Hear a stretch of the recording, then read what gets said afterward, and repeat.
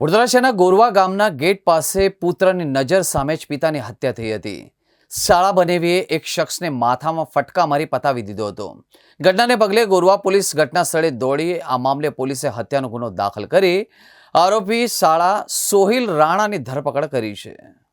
ગઈકાલ રાત્રે Gorwa police station વિસ્તારમાં ગોરવા ગામમાં મસ્જિદની બાજુમાં આ કામે ફરિયાદી આરીફભાઈ હમીજીએ એમના પિતાનું ખૂન થયો છે એ બાબતની ફરિયાદ આપેલી છે।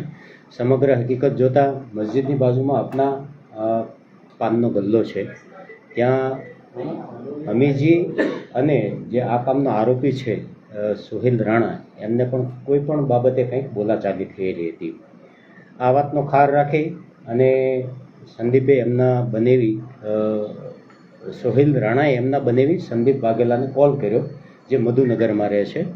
એટલે એ બંને થોડીવાર પછી ગોરવા ગામના ગેટ પાસે બાઇક લઈને આવતા ત્યાં આ કામે મરણ જનાર અમીજી જે છે એ ત્યાં ચાલીને આવતા હતા। બાઇકમાંથી ઉતરી અને તરત અમીજીને માથા ઉપર 2 કે 3 સપાટા એમને મારેલા છે અને સ્પોટ ઉપર જ અમીજીનું ત્યાં ડેથ થયેલું છે। સાહેબજી, આ ઝઘડો કઈ વાતને લઈને શરૂ થયો, કઈ ખબર પડી?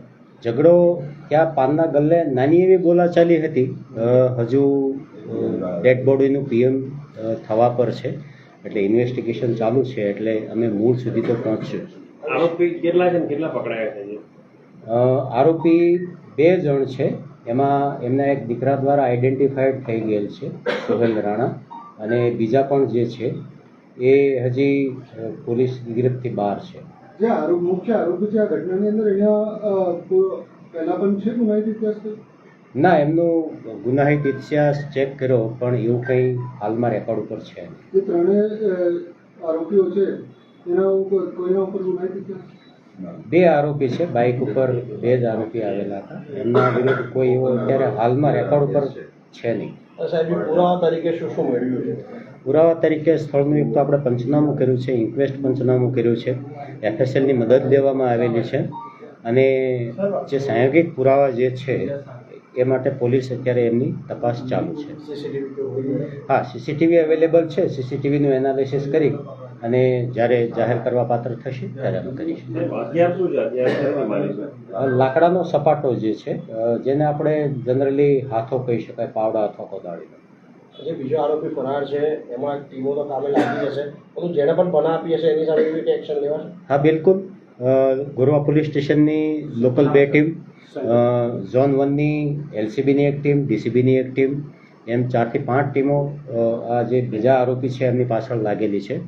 બીજો આરોપી જ્યાં પણ ગયો હશે, એમને કોઈ પણ જગ્યાએ એમને પનાહ લીધી હશે અથવા એમને કોઈ સપોર્ટ કર્યો હશે તો એમના વિરુદ્ધ પણ અમે એક્શન લઈશું। પુત્રનો આક્ષેપ છે કે જે આમાંથી એક આરોપી છે તેનો કઈ આંકડાનો કે એવો કઈ ધંધો પણ છે, એવું કઈ છે ખરું? કઈ ના, એવી કોઈ વાત નથી, એમનો કોઈ એવું રેકોર્ડ પર પણ નથી અને એમનો કોઈ એવો ગુનાહિત ઇતિહાસ પણ નથી।